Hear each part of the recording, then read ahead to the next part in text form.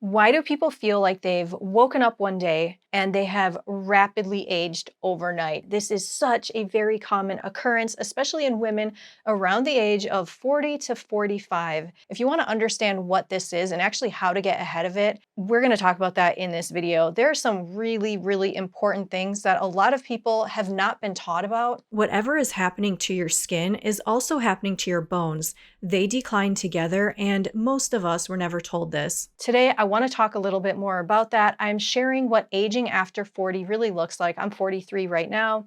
I've been tracking my hormones, my sleep, and my skin for over the last 10 years, as well as my bone density and my diet more recently. So whether you're already noticing changes or you're in your 30s and you want to get ahead of what's coming, this video is for you. This is broken down into chapters, so feel free to jump around. In 1987, a study was published by Dr. Mark Brincat at King's College Hospital in London. He biopsied the skin of post-menopausal women and compared it to premenopausal women. They found that skin collagen declined by about 2% per year after menopause. Skin thickness declined by about 1% per year, and bone mineral content declined at a similar rate of around 1% per year. All three of those things declined together in parallel. So this research has been around for about 40 years, yet most women are not told about this. Estrogen does way more than just regulate your cycle. It's in charge of your collagen production, it regulates your skin barrier, it controls your hyaluronic acid, which is what keeps your skin hydrated and plump, it affects your oil production. So when estrogen starts dropping, all of these systems start failing together. I think that's why it can feel like it's so sudden when it happens. So I don't really think that your skin just suddenly gets worse after 40. I think that the changes have been happening over the years in a subtle way, and that one day you basically cross a threshold. So one important point that I don't think people often talk about is how the changes in your hormones and the decline in your hormone levels can affect your bones. The same connective tissue that supports your skin also supports your bones. Estrogen's role in your skin is well studied. Its role in your bones is even more established. Your bones are constantly being remodeled. There are cells that break down old bone and cells that build new bone, and they're in balance when you're young. Estrogen is one of the main things keeping that balance. It puts a brake on the breakdown of cells, and when estrogen drops at menopause, that brake comes off. The breakdown cells become more active and bone gets lost faster than it can get rebuilt. This is why fracture risk goes up so much for women after menopause. 1 in 2 women over 50 will break a bone because of osteoporosis in her lifetime. And the research is pretty clear that HRT, started near the onset of menopause, can reduce fracture risk by 20 to 40%. I'll talk more about HRT later in this video, as I know that it's not for everyone, but it is something that every woman should at least be informed about. My mom, she has severe scoliosis, and her spine is extremely curved, and it wasn't always like this. I have an x-ray that I'm going to show you with her permission. I'm going to put it on the screen here. I honestly don't know the full story of how her spine ended up like that. I want to be careful and honest here because this is where it's easy to oversimplify things. But adult onset scoliosis like hers, it has multiple causes, and most of them are not directly about hormones. That is a topic that is not well researched at this time. The main driver is said to be disc degeneration. So I'm not going to say that HRT would have prevented her spine from curving like this because there isn't enough research on this particular condition in regards to HRT. But I can say that seeing what's happened with her body is part of what makes me want to pay attention to mine. I want to have information and options rather than finding out the hard way. For me, I think it's really important to understand the status of your hormones as you are aging and over the years by monitoring symptoms and getting labs done over time. When it comes to bone health, you can get a bone density scan done for about $100. It really depends on where you live, and it's called a DEXA scan.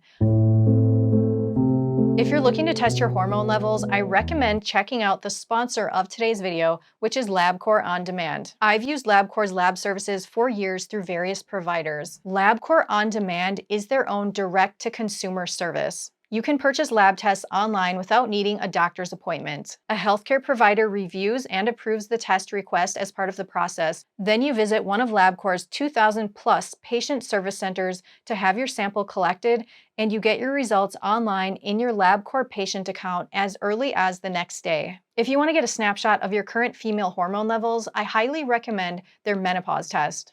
It's $139 and it measures 4 key hormones related to perimenopause and menopause: estradiol, which is the primary form of estrogen, FSH, LH, and progesterone. I think there's a lot of value in establishing a baseline level of your hormones at a younger age, maybe in your mid to late 30s, because when something shifts later, you have something to compare it to.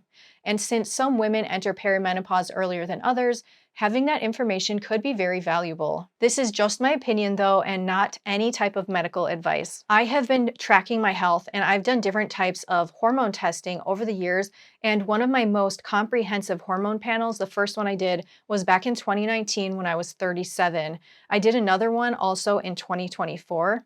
And having that earlier baseline before my hormones really started shifting means that I can now actually see how my estrogen has dropped over those years. And I basically have some solid data to keep an eye on and to track over time. If you are watching this and you are in your 30s or you're in your 40s and you have never had your hormones checked, I would highly recommend doing it now and getting a baseline, no matter what age you are. Once you hit perimenopause, it's kind of too late to get that baseline level, but it's still important to gauge where you're at with your hormones as you're aging.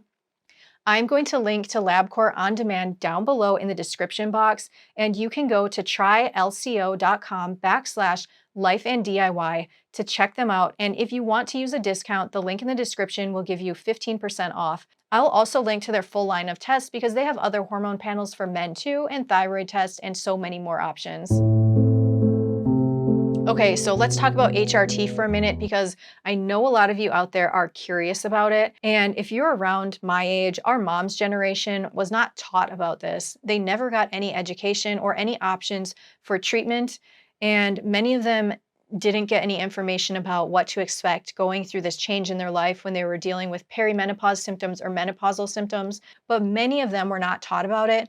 And I think it's a shame. And I think it's a continuing problem because in my experience with the medical field and doctors in the United States, to this day, they still do not talk about hormones, do not talk about how that is affecting your life as you're aging. They don't look to that. They don't commonly test for it. So it's just something that's kind of left out of the conversation.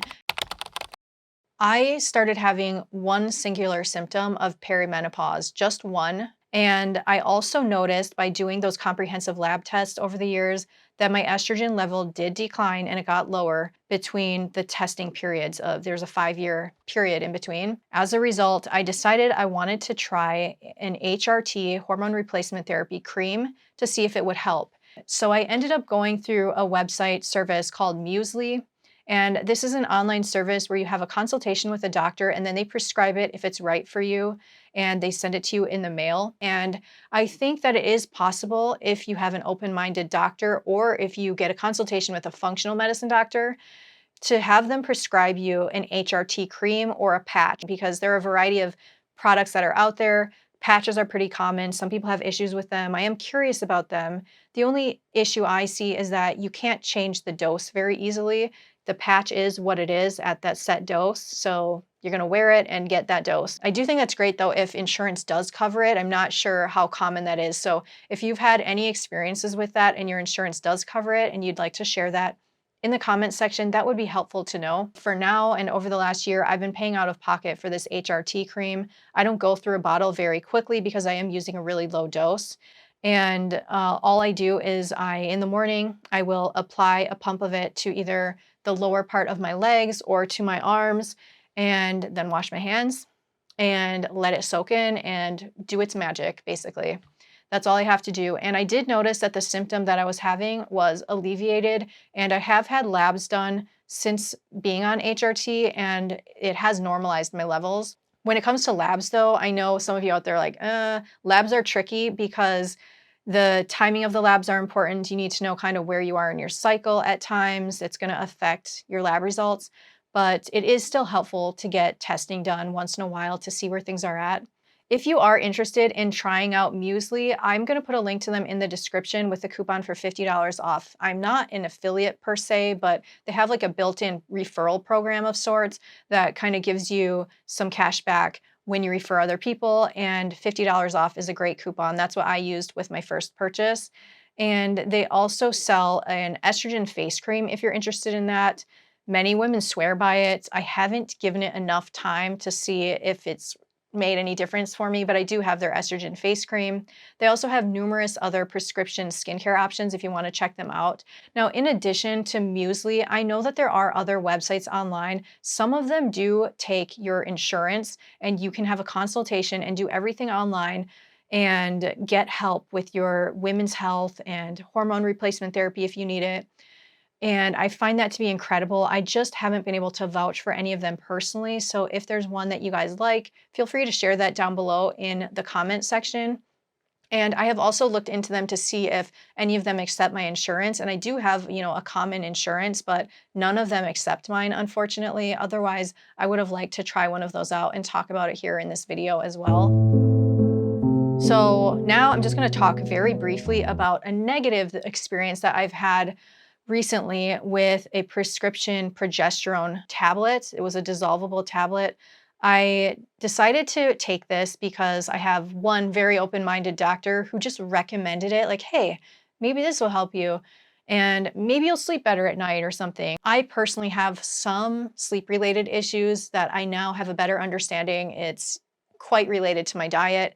And so it's something that I'm dealing with, but I was completely open to his suggestion to try it because the estrogen cream that I use is just estrogen and does not have any progesterone.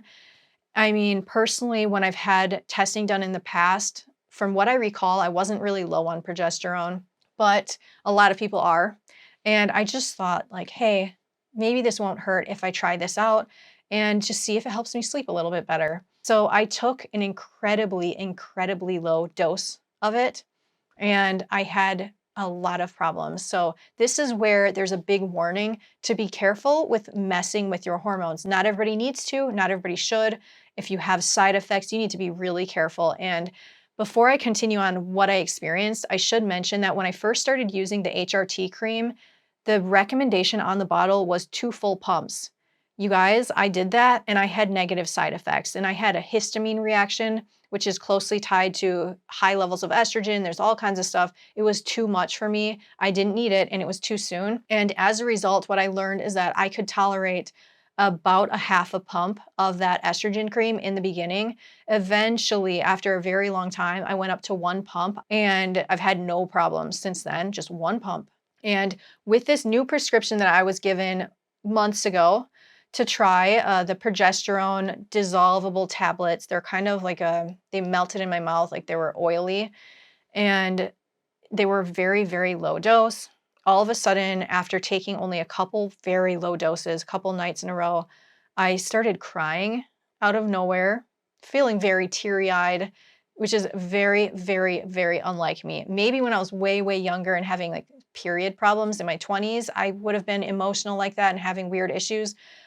But this was unexpected. And I also had pretty severe breast pain on one side that lasted for over a week, and also developed hot flashes and severe night sweats, which I have never, ever, ever experienced in my entire life. It felt to me as though I had brought on perimenopause or menopause, just like that, by messing with my hormones. So I stopped immediately, and I continued having hot flashes for at least a week after I stopped. This stuff really, really had a profound impact on me in a negative way. And I'm just saying that so you understand, hormones can be very powerful. Even tiny doses can have really big effects. And so that is why I track everything so closely, and I try to be so careful to monitor what I'm doing. And I don't want to just mess with my body for no reason. I thought there could potentially be some type of benefit because the doctor knew a lot of women who had lots of benefits from that, but it wasn't for me, basically. The bigger picture of HRT, the research is genuinely mixed and it's very complicated, so I'm not going to get into that debate in this video here. What I can tell you is that HRT is well established to protect bone health. And the research is generally more favorable for women who start HRT earlier, within about 10 years of menopause or during perimenopause. With saying that, HRT is not for every woman, and women who have certain cancer histories or clotting disorders may not be candidates. This is something to discuss with your doctor, and if you don't have a doctor who will talk to you about all of this, I highly recommend seeking out an integrative or functional health practitioner. So the other test that I want to share with you is the DEXA scan, and I had mine done in Thailand, May of 2025. A lot of DEXA scans in the US will also measure body composition like your muscle mass, your body fat percentages, but the one that I got in Thailand, it was focused specifically on bone density in my spine and my hip to get an overall picture of my bone density in general. I wish they offered more than that. I thought I was getting the whole DEXA scan experience, but they didn't have that. I have looked into getting this done in Wisconsin, in Madison specifically, and the last time I checked, it was about $100 out of pocket, which I think is a great price for what you get. So a DEXA scan will give you two main scores, a T-score and a Z-score. The T-score compares your bone density to a healthy young adult at their peak bone mass, which is typically someone in their late 20s. The Z-score compares you to other women your age. A T-score below -1 is considered osteopenia, which is low bone density, and below -2.5 is considered osteoporosis. So you want your T-score to be as close to 0 or positive as possible. My T-score for my total spine was plus 0.7. My total hip was plus 0.5. Positive numbers mean I have more bone density than the average young adult at peak. The best reading was my L3 and L4, both at plus 1.2. My lowest reading was in an area of my hip called the femoral neck. That one was at a -0.4, which is still within the normal range, but it's on the lowest of all my measurements. The femoral neck naturally tends to have lower density than surrounding bone, and it's one of the areas doctors watch most closely for fracture risk as you're aging. In terms of percentages, my total spine was 107% of young adult peak. My total hip was 106%, and compared to other women my age, I was at 114% in both. So my bones are denser than average for women my age, and even denser than the average young adult at peak.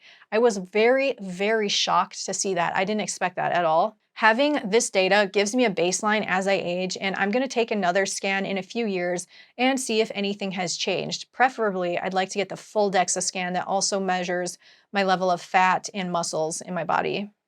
So these are the measures that I'm taking to try to track things as I age, to keep an eye on things and try to stay ahead of things to the best that I can. I would love to hear from you in the comments section if any of this resonates with you, if you've noticed, that you've woken up to somebody who you no longer recognize, like if you feel like you've rapidly aged, or if you've had different experiences with HRT or doctors not talking about hormones, or just anything that you've been through. If you feel comfortable sharing it in the comments section below, I would really appreciate it. Thank you so much for watching, and take care.